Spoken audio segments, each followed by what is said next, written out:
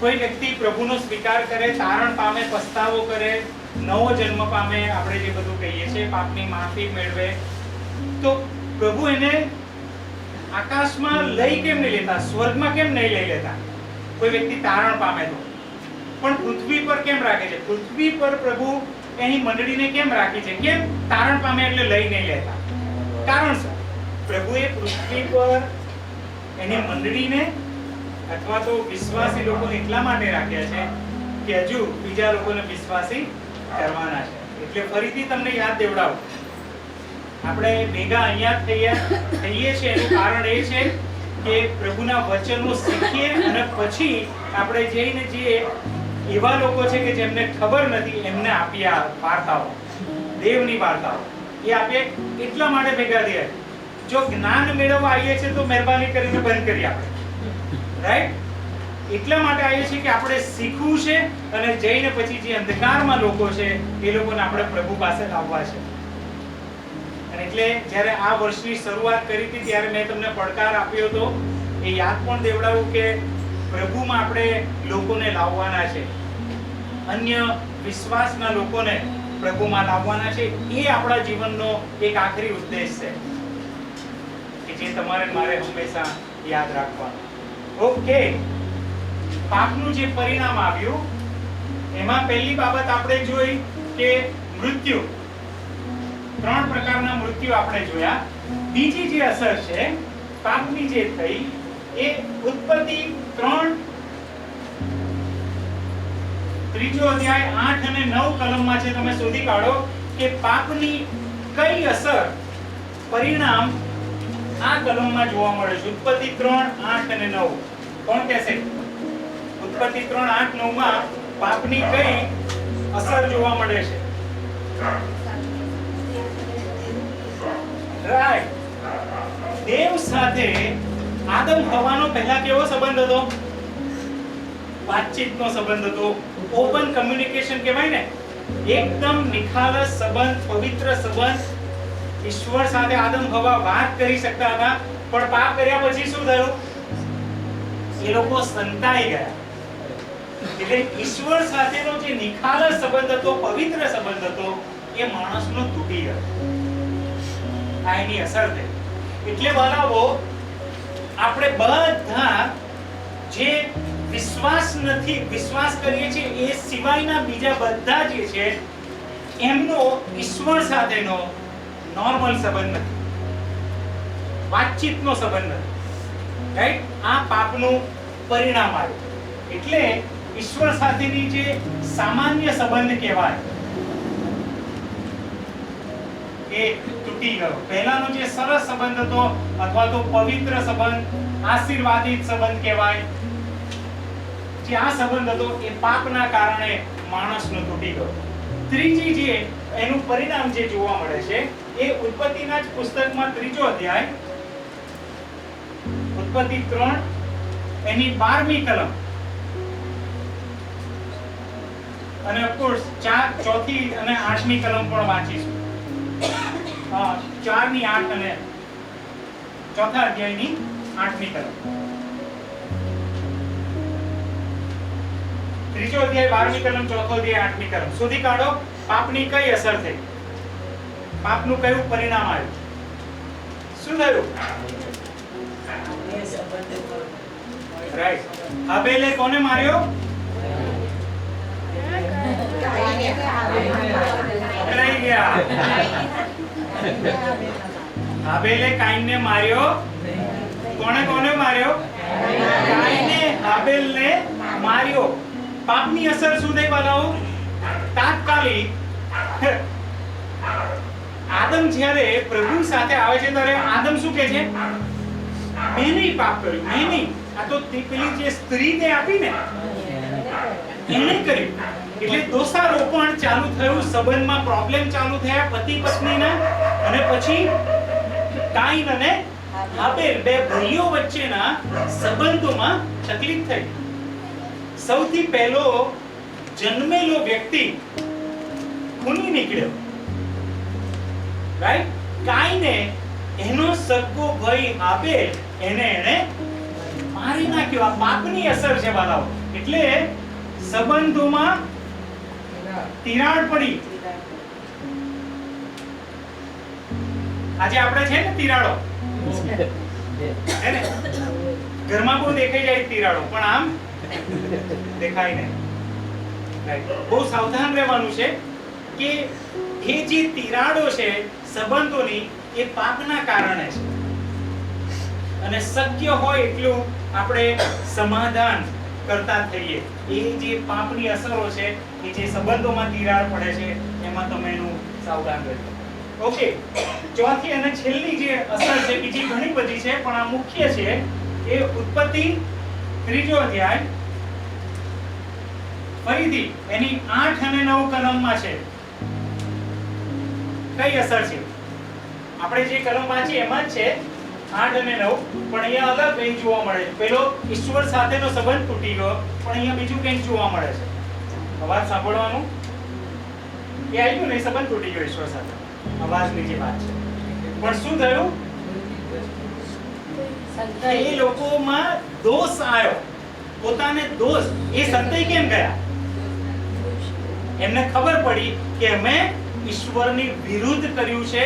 પોતે પોતાને દોષિત સમજી શક્યા, એ લોકો જાણી શક્યા કે અમે દોષમાં છીએ, ગુનાહમાં છીએ.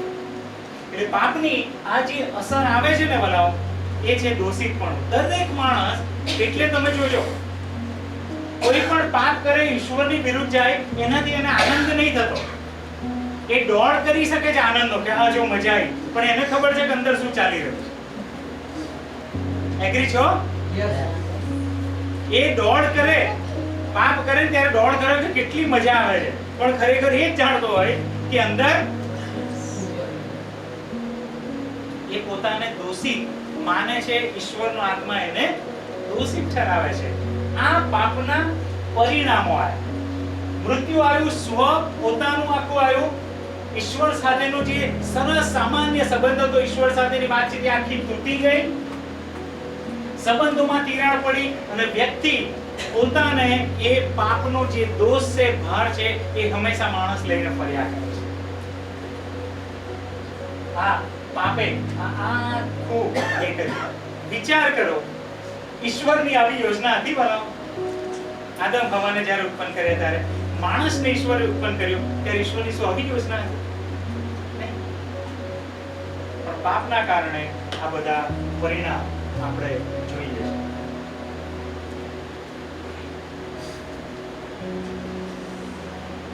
ઓકે, પાપના પ્રકાર જોઈએ.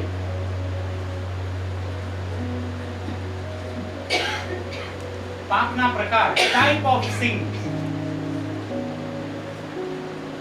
3 પ્રકાર છે પાપના. હું કલમ આપું ને તમે શોધી કાઢો. ઉત્પત્તિ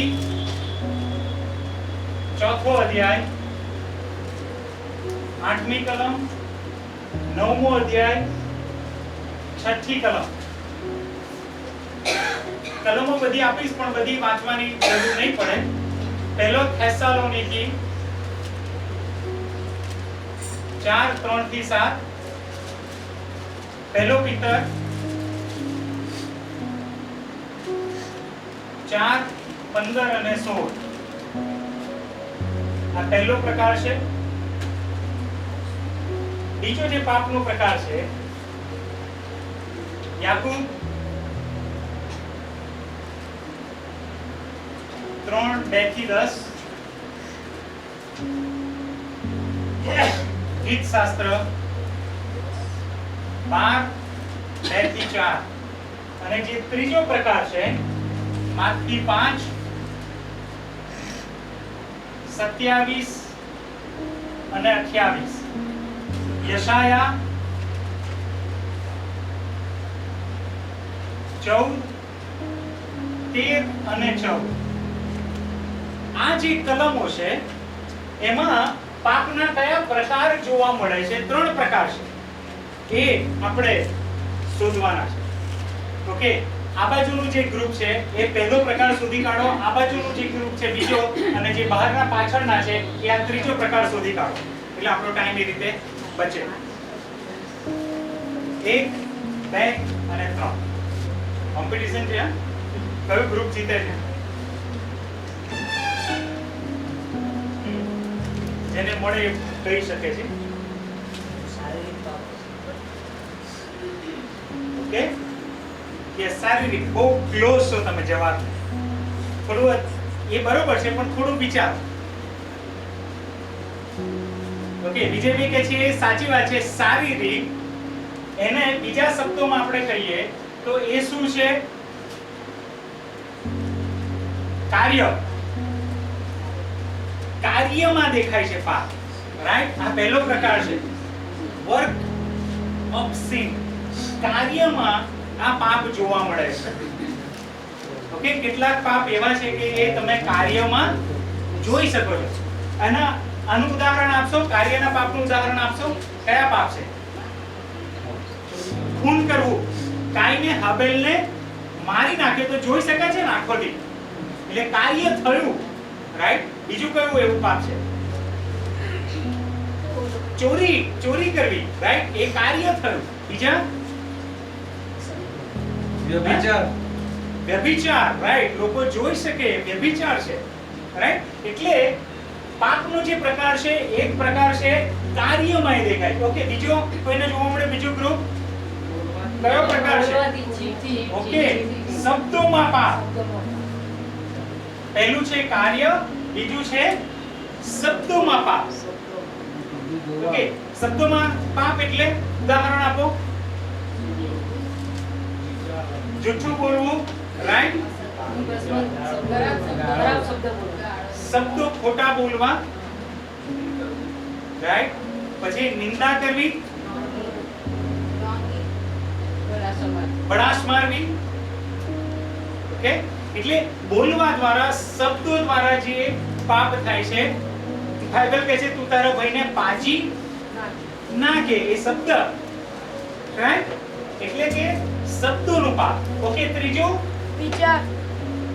વેરી ગુડ. ત્રીજું છે વિચારનો પ્રકાર, વિચારનું પાપ.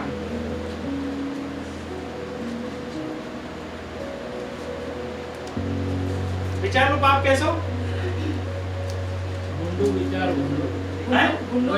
ઊંડું વિચારવું. યસ. જૂના કરારમાં ખાસ કરીને યહૂદી સમાજ, યહૂદી એક રીતિ મુજબ વ્યભિચાર કોને કહેવામાં આવતો હતો? ખૂન કરીએ સિવાય વિચારમાં બી ખૂન કરે. કાર્યને કાર્યમાં જોવા મળે તો જ એને વ્યભિચાર કહેતા હતા. પણ પ્રભુ ઈસુએ માથીમાં આખું પ્રતિકરણ લાયા કે છે તમે શારીરિક રીતે જ ખાલી વ્યભિચાર કરો એવું નથી, પણ જો તમે મનમાં ખરાબ વિચાર પણ કરો તો એ પણ પાપ છે. ઓકે, એટલે પાપ ખાલી કાર્યના નથી, એ વિચારના પણ છે. તો વિચારની ખબર કેમ નહીં પડે કે કોઈ બેઠા બેઠા શું વિચારતા હશે, એ પાપ છે કે નહીં, કેમ નહીં ખબર પડે? મારા વિચાર તમને ના ખબર પડે, તમારા વિચાર મને ના ખબર પડે, પણ આપણા વિચાર આપણા દેવને ખબર પડે. રાઈટ? પાપ કોની વિરુદ્ધમાં છે? એની જ વિરુદ્ધમાં. એ આપણા વિચારો જાણે છે. એટલે આ બે તો જોઈ શકાય છે, આ કાર્યમાં આવે અને આ શબ્દમાં જોઈ શકાય, પણ આ એટલે આ ખતરનાક પાપ છે. રાઈટ? હા, ખતરનાક પાપ છે કે આ તો આપણે જોઈ શકાય. મોટા ભાગે આપણે લોકોનો ન્યાય કરીએ ને તો આ પાપી છે કે આ ખરાબ માણસ છે એ એના પરથી જ કરીએ છીએ. પણ જો આની પર કરવા આવે ને તો આપણે એ જ કઠેરામાં ઊભા રહીએ. રાઈટ? પેલો આવો છે, પેલી આવી છે, એ અહીં જોઈને જ કહે છે, પણ જ્યારે અહીં આવે ત્યારે હું આવો જ છું. અમે બધા આવા છીએ. ઈશ્વરની નજરમાં આપણે બધા આવા છીએ. એટલે પાપના આ ત્રણ પ્રકાર છે કે કોઈ કાર્ય એ હોઈ શકે, શબ્દોમાં હોઈ શકે, અથવા તો વિચારમાં. રાઈટ?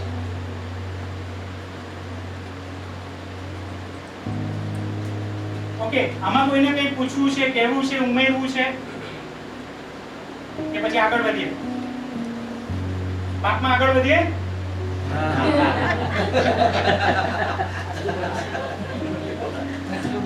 ના એટલે પાપના શિક્ષણમાં આગળ નથી એમ કહું છું.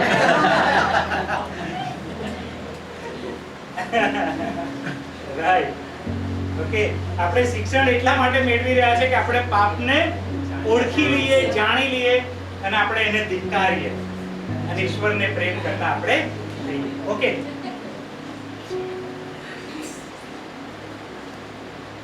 ત્રણ રીતે માણસ પાપી ગણાય છે.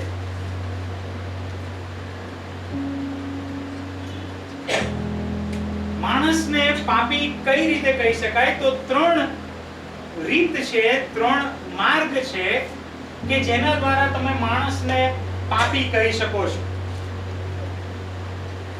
પહેલું જે છે એ વારસાનું પાપ.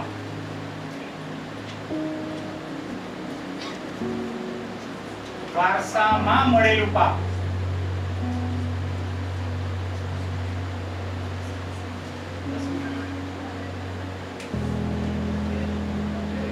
અથવા તો એને અસલ પાપ પણ કહેવામાં આવે છે. મૂળ પાપ જે એદનવાડીમાં શરૂ થયું એને વારસાનું પાપ કહેવાય, જે વારસામાં આપણને મળે છે. એટલે તમેનું પાપી કઈ રીતે કહેવાઈએ છીએ? ત્રણ રીતે કહેવાઈએ છે. એમાં પહેલું છે વારસામાં. આપણા મા બાપ આપણા માટે માલ મિલકત જેમ વારસામાં મૂકીને જાય ને, એ રીતે આદમે બધાને વારસો આપ્યો છે. ઓકે, આદમે બધાને વારસો આપ્યો છે અને બાઇબલ કહે છે આ વારસો એના માટે કોઈ વિકલ્પ નથી. આ વારસો બધાએ ના લેવો પડશે નહીં, સ્વીકારવો જ પડશે. લેવાનો તો પ્રશ્ન નથી, તો છે પણ સ્વીકારવો પડશે કે હા ભાઈ હું એનો વારસદાર છું. દરેકને આ વારસો આદમે એદનવાડીમાં આપેલો. ઓકે ઓકે, તમને કોઈ ઉદાહરણ યાદ આવે છે? વારસામાં મળેલું પાપ એટલે શું? જન્મથી જ માણસમાં પાપ જોવા મળે છે. જન્મથી જ માણસ જેવો પૃથ્વી પર આવે ને, ઓકે, માના પેટમાં જે ગર્ભ, જે સમયે, જે પળે ગર્ભ જીવંત થાય ને, એ સમયે એને વારસો આ મળી જાય છે. પાપ એનામાં આવી જાય છે. એનું ઉદાહરણ તમે જોજો. ના સમજ બે નાના બાળકોને તમે લઈ લેજો અને પછી બેની વચ્ચે એક જ રમકડું મૂકજો તો તમને ખબર પડી જશે કે વારસામાં મળેલું પાપ છે. શું થશે? એક બાળક કહેશે તું મારો ભાઈ છું, લે પ્રેમથી તું રમ. પેલું બાળક કહેશે ના તું મારી બેન છું, લે તું રમ. એવું થાય છે? એવો વારસો આપણને મળ્યો. એ પાપ કર્યું ને આદમે, એ પહેલા એવો વારસો આપણને મળ્યો. પણ પાપ કર્યા પછી આ વારસો આવો નથી. એ જે બે બાળકો હજુ તેમને બુદ્ધિ નથી, સમજ શક્તિ નથી, પણ છતાંય શું કહે છે? આ મારું. રાઈટ? તમે આઈસ્ક્રીમ લાવો, બે જણને આપો તો બેવ જોશે કોનો મોટો કપ છે. નાના બાળકો કેવી રીતે એમને આ કોને શીખવાડું? મા બાપે શીખવાડું બેટા તારે મોટો જ કપ લેવાનો,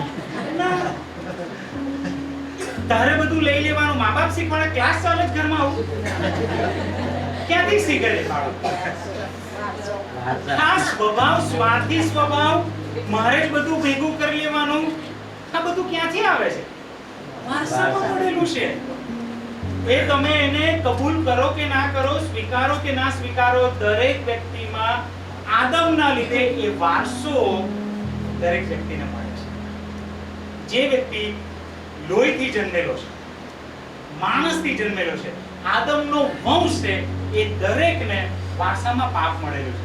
એટલે વાલાવો કોઈ પણ માણસ પાપથી મુક્ત નથી. અને તો તમારે સમાધાન શોધવું જરૂરી છે. શોધ્યું હોય તો પ્રેઝ ધ લોર્ડ, ના શોધ્યું હોય તોય પ્રેઝ ધ લોર્ડ, જલ્દી શોધી કાઢો.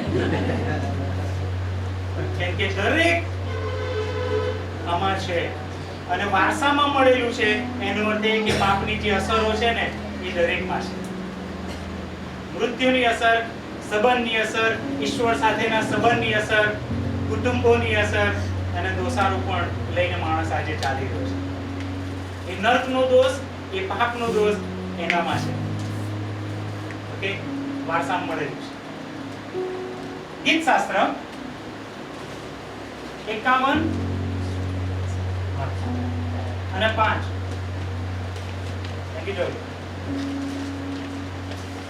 ઓકે, પ્લીઝ વાંચો કોઈ ગીત શાસ્ત્ર 51 5.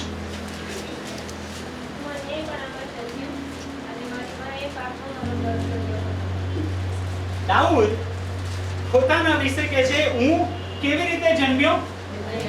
અન્યાયપણામાં જન્મ્યો. એટલે અહીં એવું નથી કહેતો દાઉદ કે મારી માં અને મારા બાપે પાપ કરેલું શારીરિક અને એટલે મારો જન્મ થયો અન્યાયપણામાં. એવું નથી કહેતો. એ સેન્સમાં નથી. એ કહે છે મારો જન્મ જ અન્યાયપણામાં થયો અને મારી માએ પાપમાં જ મારો ગર્ભ ધર્યો. જોયું, ગર્ભથી જ, માના ગર્ભથી જ માણસ પાપી છે. કોઈ છૂટકો નહીં. ગર્ભથી જ માણસ પાપી છે. નીતિવચન જો તમારે લખવું છે તો લખી લો. નીતિવચન 22:15 એમાં પણ આ જ લખવામાં આવ્યું. ચાલો આ છેલ્લી કલમ વાંચી લે. કોકીબેન ખોલી રહ્યા છે તે જ વાંચી કાઢે. ચાલો 22:15. મૂર્ખાઈ બાળકના હૃદયની સાથે જોડાયેલી છે. મૂર્ખાઈ બાળકના હૃદયની સાથે જોડાયેલી છે. બાળકના હૃદયની સાથે જ જોડાયેલી છે. એને તમારે શીખવાડવું પડતું નથી. બરોબર? એટલે નીતિવચન 22:15 માં પણ એ જોવા મળે છે કે વારસામાં પાપ મળે છે. બીજું, કઈ રીતે માણસ પાપી ગણાય છે, તમેનું કઈ રીતે બીજી રીતે પાપી ગણાઈએ છે. ઓકે, બીજું જે છે એ લાદવામાં અથવા તો ગણવામાં આવેલું પાપ ના નામે ગણવામાં આવેલું પાપ, એવું લખીએ. લાદવામાં અથવા તો ના નામે ગણવામાં આવેલું પાપ.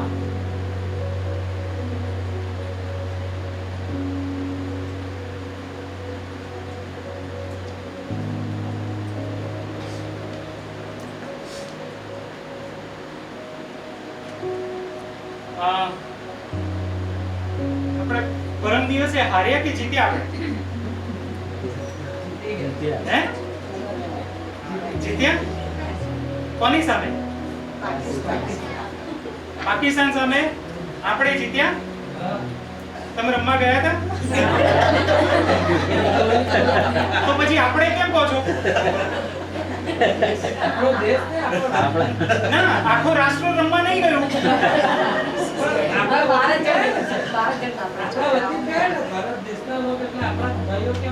ના, આપણે નહીં ગયા રમવા. પેલા 12 જણા જ રમ્યા. સાચું ખોટું? 12 જણ રમ્યા. પણ છતાંય આપણે શું કહીએ છીએ? આપણે જીત્યા ને આપણે હાર્યા. કેમ આવું? આપણે તો રમવા જતા. કદાચ કેટલા એવા બેઠા છે કદી બેટ બી નહીં પકડ્યું તો કે જીતી ગયા, અમે જીતી ગયા. કેમ ના ભાઈ, કીધું બેટ તો પકડ્યું નથી. એ શું કે છે? એને શું કહેવાય? લાદવામાં તમારી પર તમારા નામે ગણવામાં આવેલું પાપ, તમારા હિસાબમાં એ લખી લેવામાં આવ્યું. આદમનું જે પાપ છે એ તમારા હિસાબમાં તમારી પર લાદી દેવામાં આવ્યું. એટલે શું થયું? આદમ એ આપણો આગેવાન બન્યો. રાઈટ? એટલે આદમ એ મેચ રમ્યો અને પછી આદમવાડીમાં શું થયું? હાર્યો કે જીત્યો? આદમ હાર્યો એટલે આપણે શું કહીએ છીએ કે ભાઈ અમે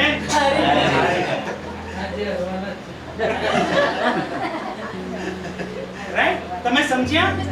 બીજું જે પાપ છે, માણસ તમેનું પાપી કઈ રીતે ગણીએ છે? તો આપણો જે આગેવાન છે, મનુષ્ય જાતનો આગેવાન, એ હારી ગયો એટલે આપણે પણ હારેલા છે. એ આપણા હિસાબમાં ગણવામાં આવ્યું. એ હાર્યો એટલે આપણે હાર્યા.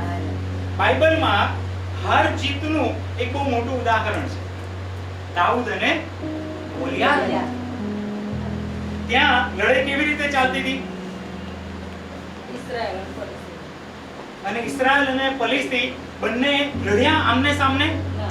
શું ગણવામાં આવ્યું કે છે જો દાઉદ જીતે તો ઇસ્રાયલ જીત્યું છે અને ગોલિયાત જીતે તો ફલિસ્તી જીતે છે. કેમ આવું?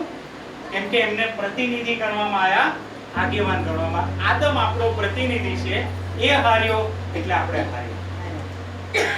ખ્યાલ આવે તમને? એટલે આપણે દરેક વ્યક્તિ પાપી એટલા માટે છીએ કે આપણો આગેવાન એ હારેલો આગેવાન છે. બાઇબલ રોમનોનો પત્ર જ્યારે તારણનો અભ્યાસ કરીશું ત્યારે ખબર પડશે કે જેવું પાપનું છે ને એવું કૃપાનું નથી. કે આદમ હાર્યો એટલે બધા હારી ગયા, ઈસુ આપણો આગેવાન જીત્યો એટલે બધાને તારણ મળી ગયું. બાઇબલ કહે છે ના, એવું નથી. તારણ આવશે. તારણનો જે સિદ્ધાંત આપણે શીખીશું ત્યારે આ વાતને વધારે સ્પષ્ટતાથી જાણીશું. પણ આ તમને ખ્યાલ આવી ગયો કઈ રીતે આપણે પાપી છીએ? બીજા પ્રકારે એ લાદવામાં આવ્યું છે આપણી પર, ઇમ્પ્યુટ કરવામાં આવ્યું છે, એ આપણી નામે ગણવામાં આવ્યું છે, આપણા એક હિસાબમાં ગણી દેવામાં આવ્યું છે. આપણો જે આગેવાન છે એ હારી ગયો. ત્રીજું જે છે એ વ્યક્તિગત કરવામાં આવેલ પાપ. ઓકે, ત્રીજી પ્રકારે આપણે પાપી છે કઈ રીતે? તો કે આપણે બધા પાપ કરીએ છીએ. રાઈટ? આપણે એટલા માટે નહીં કે ભાઈ આદમે બધું કર્યું, મેં તો કશું કર્યું નથી. તો કે ના, બાઇબલ શું કહે છે?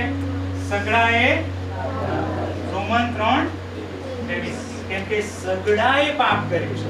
એવરી વન, દરેક. 23 માં અને 10 માં પણ છે કે કોઈ પણ ન્યાયી નથી, ના એક પણ ન્યાયી નથી.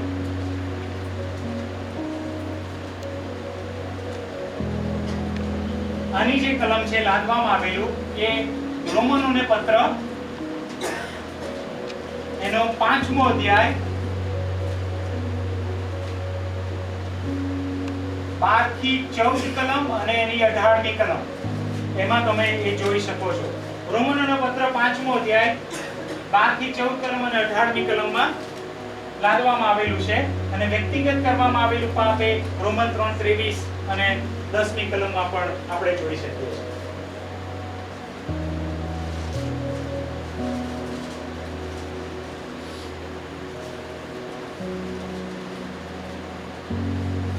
આ ત્રણ રીતે દરેક મનુષ્ય જે જન્મેલું છે એ પાપી છે.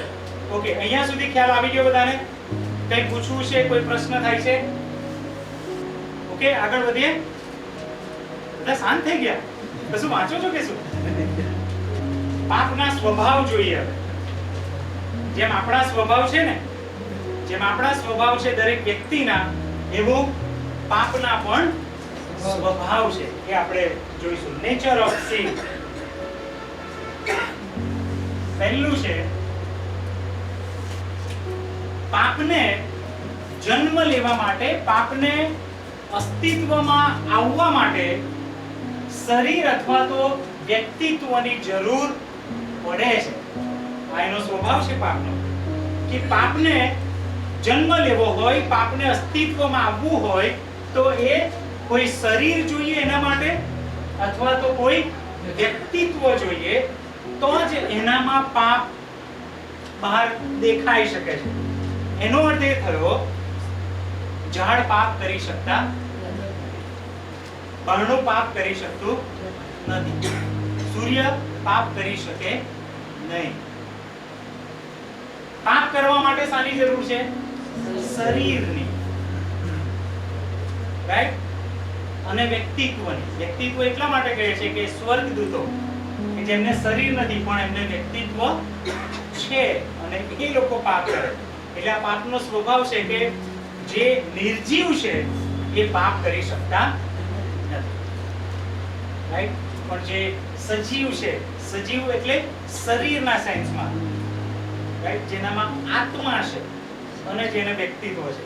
ઉદાહરણ તરીકે પશુ લઈ લઈએ કે એને શરીર કહેવાય, પણ એ શરીરની આપણે વાત કરતા નથી. જેને આત્મા ઈશ્વરે આપવામાં આવેલો છે, એના સ્વરૂપમાં બનાવેલા છે, એની આપણે વાત કરીએ. એટલે પાપને અસ્તિત્વમાં આવવા માટે શરીર અથવા વ્યક્તિત્વની જરૂર પડે છે, એટલે કે આપણા શરીરનો ઉપયોગ કરે છે. બીજું જે છે, પાપ એ દેવના નિયમનું ઉલ્લંઘન છે. પાપ શું છે? એ દેવના નિયમનું ઉલ્લંઘન છે. આપણે જોયું કે ભાઈ એથનેનો કંઈક આપણે નિયમ કરીએ કે બધા ભાઈઓએ જબ્બા જ પહેરીને આવવાનું, અને તમે જબ્બો પહેરીને ના આયા તો તમે પાપ કર્યું કહેવાય? ના.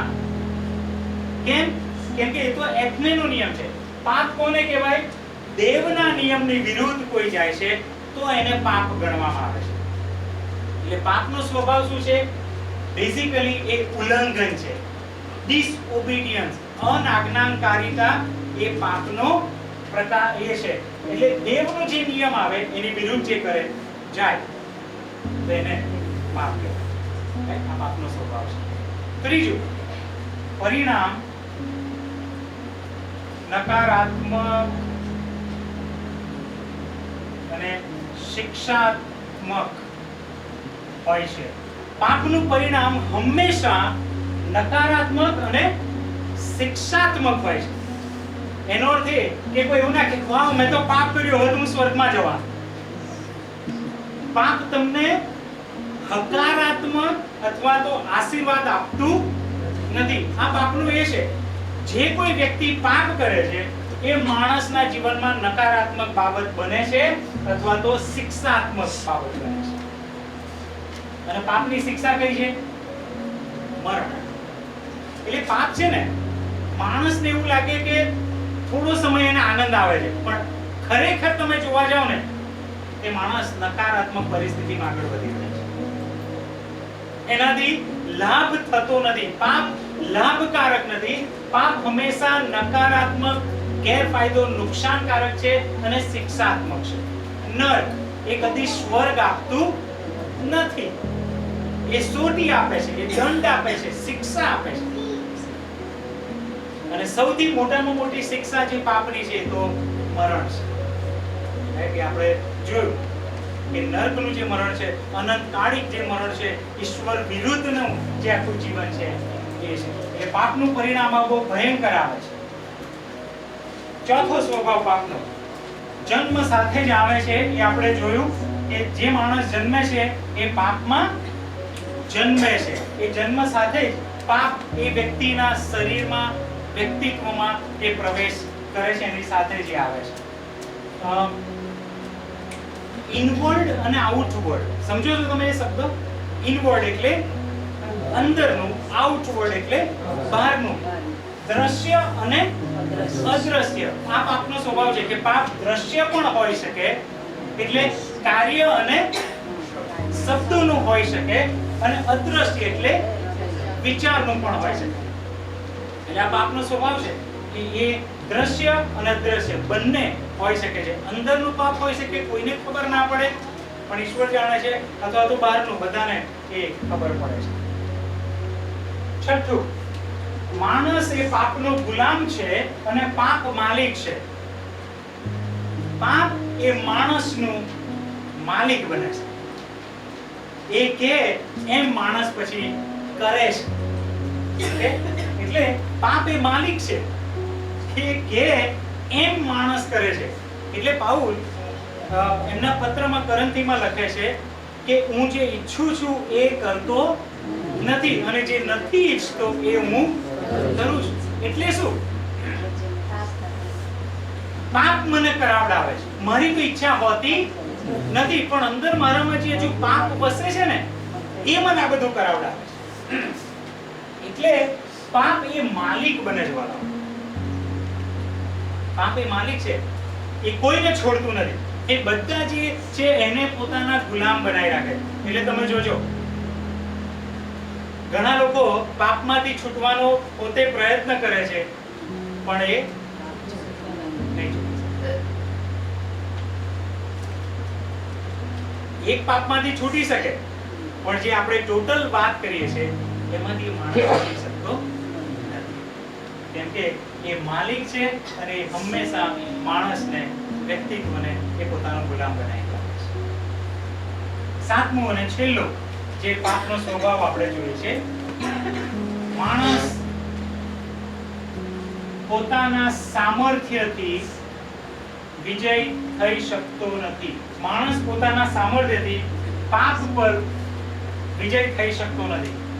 કોઈની તાકાત નથી, કોઈ વ્યક્તિની જે જન્મેલો છે એમાંથી કોઈની તાકાત નથી પ્રભુ ઈસુ સિવાય, કે કોઈ પણ એ પાપની ગુલામીમાંથી પોતાની તાકાતથી બહાર નીકળી શકે. કોઈ શક્યતા નથી. આ પાપ એને હંમેશા માટે પોતાનો ગુલામ બનાવી રાખે છે. કોઈ માણસ એમાંથી છે. કઈ પ્રશ્ન, કઈ ઉમેરવું છે, કશું કાઢવું છે? હે?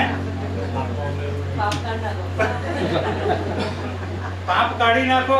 સાતમું, એ તમારા ને મારા સામર્થ્યની વાત નથી. તમે પાપને કાઢી શકતા નથી.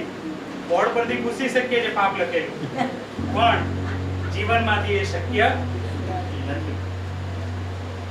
ઓકે, અહીં સુધી બધાને ખબર પડી પાપ કેટલું ભયંકર છે, રાઈટ? કેટલી મજા આવે, રાઈટ?